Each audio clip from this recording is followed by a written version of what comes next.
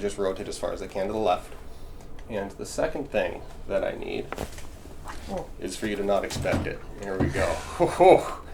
How is that? That was a little bit scary, but... First neck adjustment ever. Good job. No, I like that you didn't tell me or else I would have been scared. Oh, believe me, it's not my first rodeo.